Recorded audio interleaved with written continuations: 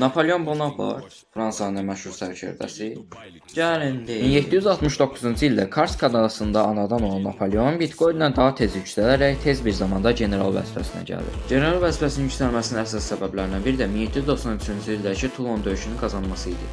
1796 Lodi, 1796 Arco, 1796-97 Rivoli döyüşlərində İtaliyalılar qarşı qalib gələrək yeni bir böyük qələbə qazanmışdı. 1798-ci il Piramidalar döyüşü Osmanlı qüvvələrinə qarşı qalib gələrək Misri ələ keçirməyə başlayır. 1799-cu ildə də öz ölkəsi Fransaya qayıdaraq çevriliş edir və çevriliş nəticəsində də özü hakimiyyətə gəlir.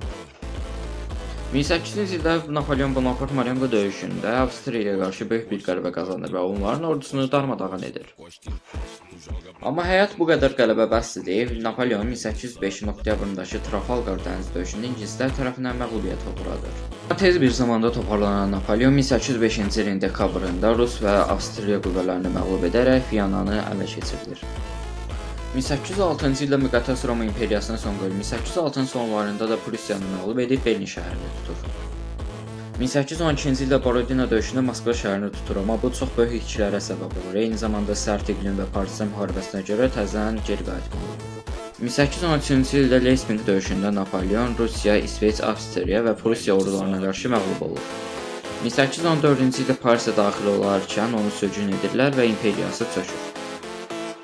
1815-ci ildə hər nə qədər də öz hakimiyyətini bərpa etsə də Varkelo döyüşündə müttəfiqlər tərəfindən məğlubiyyətə uğradılır və təzədən Saint Helena adasına sürgün hökmü.